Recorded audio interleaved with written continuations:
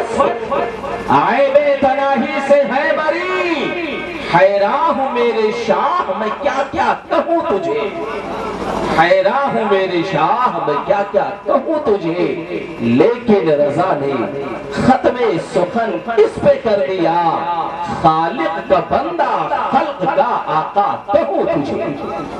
درود پاک سنائے، چند باتیں عرض کروں۔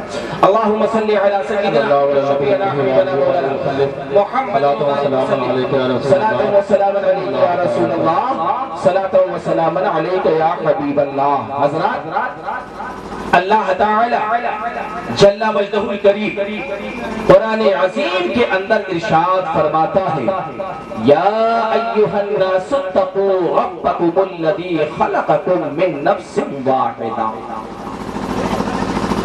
یہ تقریب سعید بموقع شادی خانہ آبادی، اب انشاءاللہ الرحمن اسی ٹاپک پہ اور اسی چیز کو مد نظر رکھتے ہوئے میں آپ سے کچھ خطاب کرنے کی کوشش کروں گا۔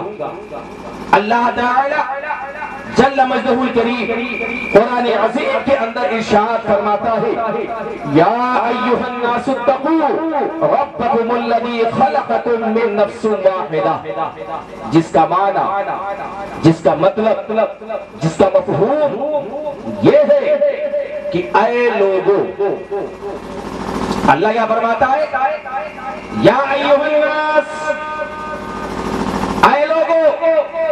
آپ میری طرف دیکھیں، میں چند منٹ آپ سے مخاطب ہوں، اور یہ جان لیجئے اس وقت سب سے خوبصورت میں ہی ہوں، ہاں سب سے خوبصورت میں ہی۔ کیوں؟ اس لیے کہ میں ایسے ویسوں کا ذکر نہیں کر رہا ہوں، وحدہ لا شریک کے فرمان کو عام کر رہا ہوں، اپنے پیارے آقا کے فرمان کو بتا رہا ہوں، اور میرے سرکار نے ارشاد فرمایا ہے، خیرکم من تعلم القرآن وعلمہ۔ اے دنیا والوں، کان کھول کر کے سن لو، تم ارب پتی ہوں گے، تم کروڑ پتی ہو، تم کچھ بھی ہو، مگر میرے نزدیک سب سے بہتر تو ہے جو قرآن کو پڑھتا ہے اور قرآن کو پڑھاتا ہے، سب سے بہتر وہ۔ بابا زندہ باد، زندہ باد، اللہ اکبر، یا رسول اللہ، زندہ باد، زندہ باد، زندہ باد، زندہ باد، زندہ باد، اللہ اکبر، یا رسول اللہ۔ تو اللہ فرماتا، اے لوگوں، اب ذرا آپ یہیں پہ ٹھہرے، یہ حضرات علماء کرام تشریف فرما ہے، یہ بھی قرآن پڑھتے پڑھاتے ہیں، آپ بھی قرآن پڑھتے ہو، آپ کے گھر میں قرآن موجود ہے، مگر افسوس صد افسوس، اگر رمضان نہ آئے تو ہمارے گھروں میں قرآن نہ کھلے۔ بولو غلط تو نہیں کہہ رہا؟ اگر رمضان نہ آئے تو گھروں میں قرآن نہ کھلے۔ قرآن کی عظمت اپنی جگہ پہ، قرآن کی رفعت اپنی جگہ پہ، قرآن ایک ایسی کتاب ہے کہ پڑھو تو عبادت، جب تک آپ بولیں گے نہیں میں آگے نہیں بڑھوں گا۔ قرآن پڑھو تو عبادت، محبت کی نگاہ سے دیکھو تو عبادت، محبت سے چھومو تو عبادت۔ قرآن کی عظمت اپنی جگہ پہ، قرآن کی رفعت اپنی جگہ پہ، قرآن یہ گھر کی زینت کے لیے نہیں ہے، بلکہ مسلمانوں کو اپنے سینے کے اندر اتارنا چاہیے۔ یہ قرآن ایک ایسی عظیم کتاب ہے۔ آؤ میں آپ کو بتاؤں، حضرت امام شافعی رحمت اللہ تعالی علیہ، آپ کا ایک مرید آپ کی بارگاہ میں حاضر ہوا، اور حاضر ہونے کے بعد یہ عرض کر رہا ہے، اے میرے سرکار، میری ایک بیٹی ہے، میرے گھر میں ایک بیٹی پیدا ہوئی، اور جب بیٹی پیدا ہوئی تو اللہ کی رحمتوں کا نزول ہونے لگا ہے، اللہ کی رحمتیں جھما جھم برسنے لگی ہے۔ آج یہ اس وقت کے مسلمان کا نظریہ تھا، لیکن آج ہمارا اور آپ کا حال یہ ہے، ہمارا اور آپ کا تیور یہ ہے کہ جب ہمارے اور آپ کے گھروں میں بیٹیاں پیدا ہوتی ہیں تو ہمارا چہرہ سو کر کے چھوہارا ہو جایا کرتا ہے۔ آج ہمارے گھروں کا ماحول یہ ہے، مگر قربان جاؤ، ارے وہ بیٹی عام بیٹی نہیں ہے، ارے وہ بیٹی بیٹی ہے، جب پیدا ہوئی تو اور جب شادی ہوئی تو بیٹی، اور جیسے ہی ماں بنی تو اب بیٹی بیٹی نہیں رہی بلکہ وہ ایک ماں بن گئی ہے، اور جب ماں بنی تو میرے سرکار فرماتے ہیں الجنت تحت اقدام الامہات، ارے جو بیٹی پیدا ہوئی تھی وہ بیٹی نہیں ہے، اب وہ ایک ماں بن گئی ہے، تو جب ماں بن گئی ہے تو میرے سرکار نے اس کے قدموں کے نیچے جنت رکھ، واہ واہ، زندہ باد زندہ باد، اس کے قدموں کے نیچے جنت، اس کے قدموں کے نیچے جنت۔ امام شافعی کا ایک مرید آخر عرض کرنے لگا سرکار میرے گھر میں ایک بیٹی پیدا ہوئی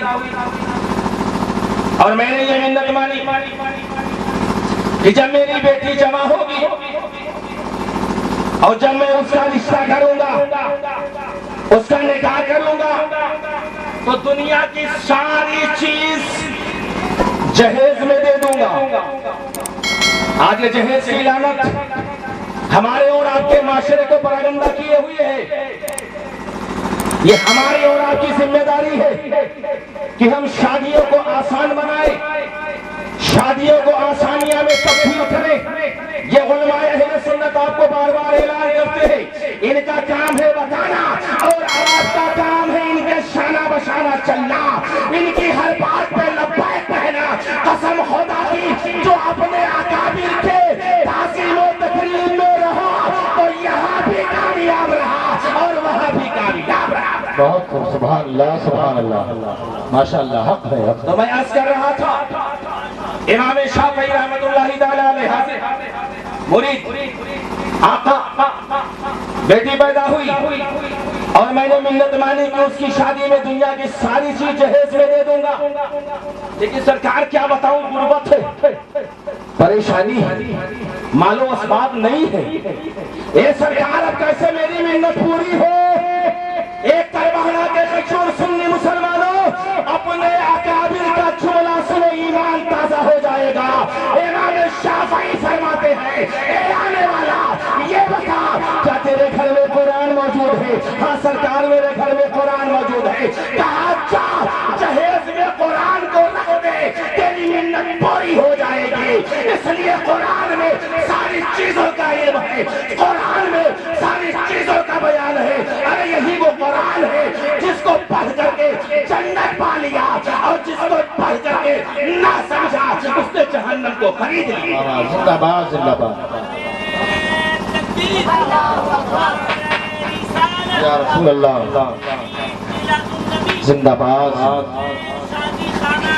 زندہ باد زندہ باد زندہ باد زندہ باد۔ یہی وہ قرآن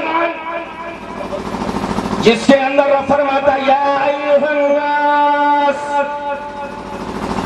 اے لوگ، یہ حضرات علماء کرام تشریف فرما ہے۔ قرآن میں یا ایھا الذین آمنوا کا ذکر ہے، یا ایھا النبی کا ذکر ہے، یا ایھا الرسول کا ذکر ہے، یا ایھا الناس کا بھی ذکر ہے، یا ایھا الناس اعبدوا کا بھی ذکر ہے۔ اب جب یہاں یا ایھا الذین آمنوا کا ذکر ہے، وہاں ایمان والے مراد ہے، وہاں بے ایمان مراد نہیں ہو سکتا ہے، ایمان والا مراد ہو سکتا ہے۔ اور جہاں پہ یا ایھا النبی کہا گیا ہے وہاں نبیوں کی جماعت مراد ہے، جہاں یا ایھا الرسول کہا گیا ہے وہاں پیغمبر علیہ السلام کی ذات مراد ہے۔ اب اس جگہ پر رب فرماتا ہے یا ایھا الناس، اے لوگوں، اے لوگوں، لوگوں میں سب آ گئے۔ کون آ گئے؟ سب۔ لیکن ایک بات یاد رکھیں، سب میں امت سابقہ نہیں ہے، یعنی پچھلے نبیوں کی امت نہیں ہے۔ کیوں؟ اس لیے کہ حضرت آدم سے لے کر حضرت عیسیٰ علیہ السلام جتنے یہ انبیاء کرام دنیا میں تشریف لائے، سب شریعت لے کر کے آئے، سب دین لے کر کے آئے، اور جب اللہ نے ان کو اٹھا لیا، اللہ کے فرمان کے مطابق موت آ گئی تو ان کی شریعت بھی اٹھ گئی۔ اب جب میرے اور آپ کے آقا علیہ السلام آئے، نبیوں کے نبی آئے، محمد رسول اللہ آئے، آمنہ کا لال آیا، عبداللہ کا نور نظر آیا، اور ہم گناہگاروں کی شفاعت کرنے والا محبوب آیا، تو اللہ فرماتا ہے کہ میرے مصطفیٰ کی امت میں پیدا ہونے والا، چاہے وہ مسلمان ہو یا مسلمان نہ ہو، ایمان والا ہو یا ایمان والا نہ ہو، ایمان والا ہو یا بے ایمان ہو، سارے لوگوں سے اللہ خطاب فرماتا ہے، سارے لوگوں کو اللہ مخاطب کر کے فرماتا ہے، اے لوگوں ڈرو اللہ سے ڈرو۔ کیا فرماتا؟ اے لوگوں اتقوا اللہ، اللہ سے ڈرو، اتقوا فرمایا ڈرو۔ کیوں؟ کس سے ڈرے؟ ایک جگہ تو اللہ نے فرمایا یا ایھا الناس، یا ایھا الذین آمنوا اتقوا اللہ فرمایا، اللہ ایمان والوں سے مخاطب ہے، اور یہاں فرماتا یا ایھا الناس اتقوا، اے لوگوں ڈرو۔ اے رب کائنات کس سے ڈرے؟ اے پروردگار کس کا خوف دل میں رکھے؟ تو اللہ فرماتا ہے ربکم الذی خلقکم، اپنے اس رب سے ڈرو جس نے پوری کائنات کو پیدا کیا ہے، جس نے ہم کو پیدا کیا، تم کو پیدا کیا، زمین و آسمان کو پیدا کیا، اپنے خالق کائنات سے ڈرو۔ خالق کائنات سے ڈرو۔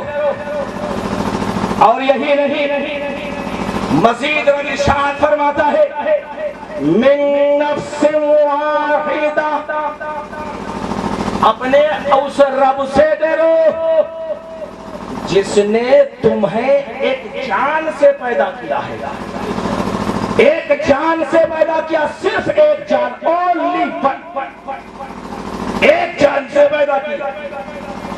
اب ذرا قرآن کا تیور دیکھو، قرآن کا انداز بیان دیکھو۔ پہلے قرآن نے فرمایا اتقوا، ڈرو، پھر فرماتا ربکم الذی، جس نے تمہیں پیدا کیا، جس نے تمہیں پیدا کیا۔ اب ذہن میں یہ بات نقش ہو گئی کہ اے مسلمانوں، اے اللہ کے بندو، سب سے نہیں ڈرنا ہے، ارے اسی سے ڈرنا ہے جس نے تمہیں پیدا کیا ہے، جس نے پوری کائنات کو پیدا کیا ہے، اور جس کے دل میں اللہ کا خوف پیدا ہو جاتا ہے تو کہ خدا کی خدائی اس سے ڈرا کرتی ہے، پوری دنیا اس سے ڈرا کرتی ہے جس کے دل میں اللہ کا خوف پیدا ہو۔ اب آپ ذرا دیکھو، جس کے دل میں خشیت ربانی ہے، اللہ کا ڈر ہے، اللہ کا خوف ہے، جس نے اللہ سے ڈرا تو نتیجہ یہ ہوا کہ پوری دنیا اس سے ڈرتی ہے، پوری دنیا اس سے ڈرتی ہے۔ آؤ ذرا دیکھیں، عطائے رسول، ہندل ولی، راجاؤں کے راجا، ہم سبوں کے خواجہ، ہندل ولی خواجہ غریب نواز رضی اللہ تعالیٰ عنہ، ایک کاسا، واقعہ سنا آپ نے؟ واقعہ سنانا مقصد نہیں ہے، بس اتقوا اللہ، اللہ سے ڈرو جس نے سب کو پیدا کیا ہے، اس سے ڈرو۔ چھوٹا سا کاسا، مرید خاص کو حکم، جاؤ اناس ساگر کے پاس جاؤ اور پانی لے آؤ۔ اللہ کا خوف دل میں، مرید خاص چلا۔ آج کے مرید کی طرح نہیں ہے، آج کے مرید کی طرح نہیں ہے۔ اب آج تو یہ حال ہے، پیر گلی گلی گھوم رہا ہے اپنے مرید کو تلاشنا، لیکن اس وقت کا پیر، اس وقت کا مرید، اس وقت کے نہ تو پیر کا کوئی جواب ہے اور نہ ہی مرید کا کوئی جواب ہے۔ حکم ہوا، اناس ساگر کے پہنچ گئے، یہ اناس ساگر میں پانی لینے آیا، پھر بھی رات چوہان کے سپاہیوں نے پہرا لگا، تمہیں پانی نہیں ملے گا۔ یہ جشن اولیاء کرام ہے نا؟ بولو ہے کہ نہیں؟ جشن اولیاء کرام، پانی نہیں ملے گا، جاؤ۔ اب مرید آج کے مرید کی طرح تھوڑو کہ لڑ جائے، نہیں، الٹے قدم بارگاہ غریب نواز میں حاضر آیا۔ اے آقا، آپ کے حکم کی تکمیل کے لیے انا ساگر گیا، وہاں پہ راجہ کے پہرے داروں نے واپس کر دیا ہے، مجھے پانی نہیں لینے دیا۔ اب خواجہ غریب نواز کا اختیار دیکھو، ارے میرے مصطفیٰ کے اختیار کو ناپنے والوں، ارے مصطفیٰ کے ایک بیٹے کا اختیار دیکھ لے، پھر میرے نبی کا اختیار دیکھ۔ غریب نواز فرماتے ہیں، جا کر کے انا ساگر سے کہہ دے تجھے خواجہ نے بلایا ہے۔ اتنا کہنا تھا کہ انا ساگر کا پورا پانی ایک کٹورے میں آ گیا۔ جب خواجہ کے ایک کٹورے کا جواب نہیں ہے تو مصطفیٰ کے رضائے نبوت کا کوئی جواب۔ نعرہ تکبیر، نعرہ تکبیر، نعرہ رسالت، عظمت خواجہ غریب نواز، کرامت خواجہ غریب نواز، نعرہ تکبیر، ماشاءاللہ۔ جب ان کے گدا بھر دیتے ہیں شاہان زمانہ کی جھولی، ارے محتاج کا جب عالم ہے تو مختار کا عالم کیا؟ حضرات تو اے لوگو، اللہ تعالیٰ سے ڈرو جس نے تمہیں ایک جان سے پیدا کیا ہے۔ حضرات اب آؤ ذرا دیکھیں، جس نے تمہیں ایک جان سے پیدا کیا۔ اچھا اب یہ بتائیں کہ سب سے پہلے انسانی شکل میں اللہ تعالیٰ نے کس کو پیدا کیا؟ حضرت آدم علیہ السلام۔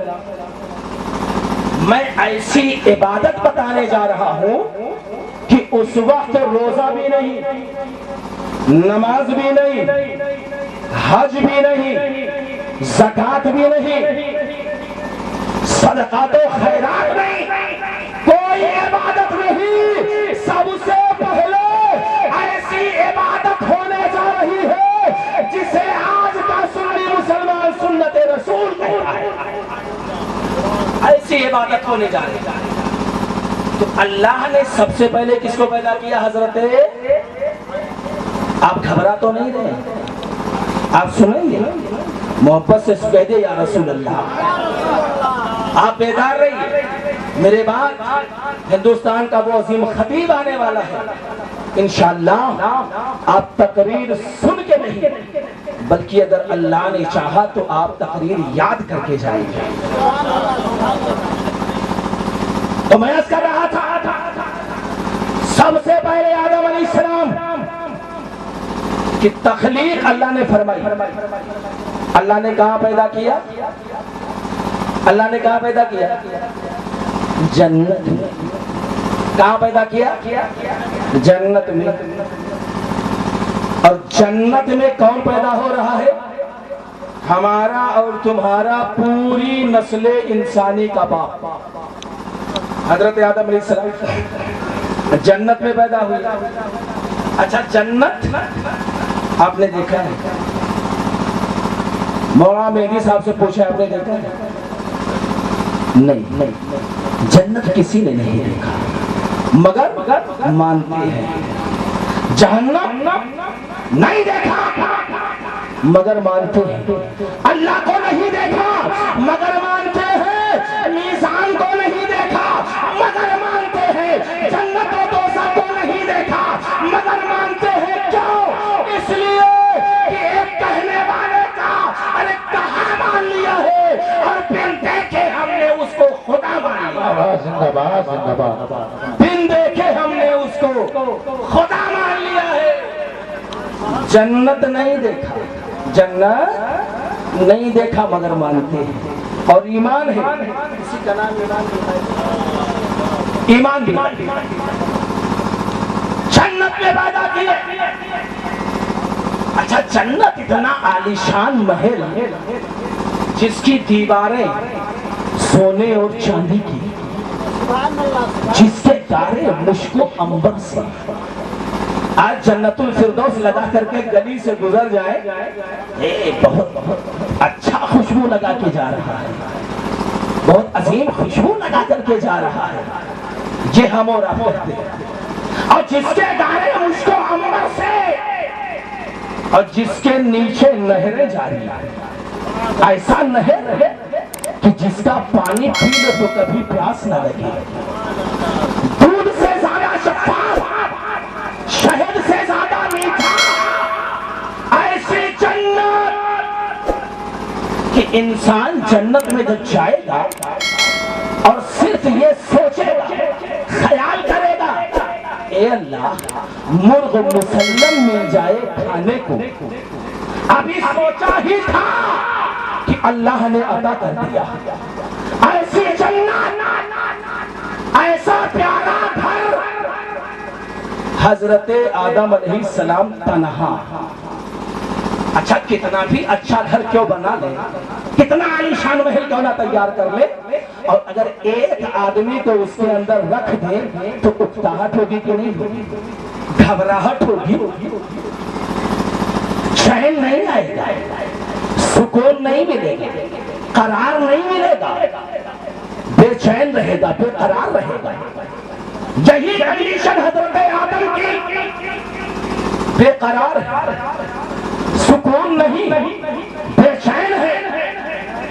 عرض کرتے ہیں اے میرے پالنہار، اے رب کائنات، تو نے مجھے پیدا کیا ہے مٹی سے، اے اللہ میرا کوئی شکل پیدا کر دے، میرا کوئی ہم جنس پیدا کر دے، شکل انسانی میں کسی اور کو پیدا کر دے۔ اتنا کہنا تھا کہ آنکھ لگ گئی، اور جب آنکھ کھلی تو کیا دیکھا کہ بغل میں ایک حسین و جمیل لڑکی موجود، ایک حسین و جمیل لڑکی موجود۔ اور جانتے ہیں وہ کون لڑکی ہے؟ وہ ہماری اور آپ کی اور پوری نسل انسانی کی ماں حضرت حوا رضی اللہ تعالی عنہا۔ ایک بات اور کہہ دو، اللہ نے پیدا کیا حضرت آدم علیہ السلام کو مٹی سے، اور حضرت حوا کو کہاں سے پیدا کیا؟ آدم علیہ السلام کی بائیں پسلی سے۔ یہ بھی میرے رب کی حکمت ہے، یہ عورتوں کا مقام ہے۔ اگر اللہ چاہتا تو حضرت حوا کو بھی مٹی سے پیدا کر دیتا، لیکن یہ آدم علیہ السلام کی بائیں پسلی سے کیوں پیدا کیا؟ اب زید و فکر پہ سوال چھایا، اور اس سوال کا جواب ملا، اے لوگوں تمہیں پتہ نہیں ہے، بائیں پسلی سے پیدا کیا، اور بائیں جانب انسان کا دل ہوتا ہے۔ یہ عورت سر پہ بٹھانے والی چیز نہیں ہے، پیر کی جوتی نہیں ہے، بلکہ دل سے لگانے کی چیز ہے۔ دل سے لگا لو، اور جب بیوی کو دل سے لگاؤ گے تو پیار بڑھے گا، اور جب پیار بڑھے گا تو دونوں کی زندگی کا آسانی گزر جائے گی۔ دل سے قریب کرنے والی چیز ہے۔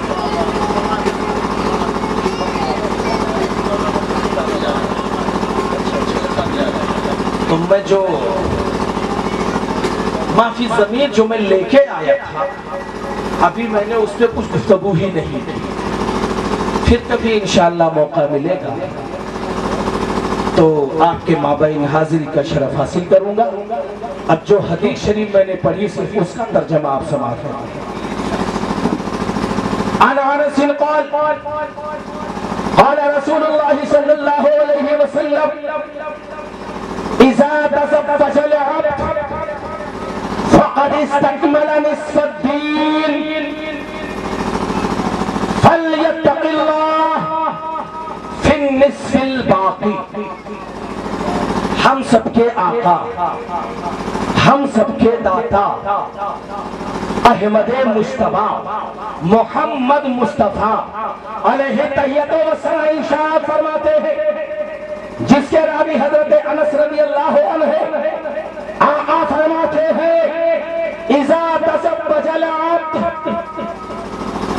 جب کوئی کوئی بندہ شادی کرتا ہے، جب کوئی بندہ شادی کرتا ہے، میرے مصطفیٰ فرماتے ہیں فقد استکمل نصف الدین، گویا کہ شادی کیا تو اس نے اپنا آدھا دین مکمل کر لیا، آدھا دین مکمل کر لیا، اور جب آدھا دین مکمل کر لیا تو اب بچا کتنا؟ آدھا۔ ارے ایک میں سے آدھا نکال دو تو آدھا ہی تو بچے گا، آدھا دین مکمل کب؟ جب اس نے نکاح کر لیا، اور آدھا میرے سرکار فرماتے ہیں فَلْيَتَّقِ اللَّهَ فِي النِّصْفِ الْبَاقِي، اور جو باقی آدھا دین بچا ہے اس میں چاہیے کہ بندہ اپنے رب سے ڈرتا رہے، اپنے رب کا خوف دل میں بسائے رکھے، اپنے رب کی خشیت اپنے دل میں سمائے رکھے، اس لیے کہ جب بندہ رب سے ڈرتا ہے تو پوری خدائی اس سے ڈرتی ہے۔ حضرات بہت کچھ لے کر کے آیا تھا، مگر اللہ تعالی مزید کرم فرمائے ہمارے اور آپ کے اوپر، اور جو ہم نے کہا، جو آپ نے سنا، میں ان سامعین کو شاہد بنا کر کے اللہ تیری بارگاہ میں توبہ کرتا ہوں، قصد سہوت جو بھی غلطیاں ہوں، انسان ہو رب کائنات، اگر غلطی ہو گئی ہو تو میں توبہ کرتا ہوں، استغفر اللہ ربی من کل ذنب واتوب الیہ واشہد ان لا الہ الا اللہ واشہد ان محمدا عبدہ ورسولہ۔ بس جاتے جاتے دو شعر اور سماعت کرنی، بس صرف دو شعر، نظم نہیں بلکہ نصیحت۔ آقا کی بات ہو گئی، اب ذرا آقا کے نواسوں کی بات ہے، سنیں گے؟ بولے یا رسول اللہ، یا رسول اللہ، یا حبیب اللہ۔ صبت پیمبر کی طرح توقیر کہاں ہے؟ صبت پیمبر کی طرح توقیر کہاں ہے؟ اور حسنین کریمین سی تقدیر کہاں ہے؟ حسنین کریمین سی تقدیر کہاں ہے؟ ارے مولا علی کے بیٹوں کی خودداری تو دیکھو، ارے پانی تلاش کرتا ہے شبیر کہاں ہے؟ پانی تلاش کرتا ہے شبیر کہاں ہے؟ صبت پیمبر کی طرح توقیر کہاں ہے؟ اور حسنین کریمین سی تقدیر کہاں ہے؟ مولا علی کے بیٹوں کی خودداری تو دیکھو، ارے پانی تلاش کرتا ہے شبیر کہاں ہے؟ وآخر دعوانا الحمدللہ رب العالمین، السلام علیکم۔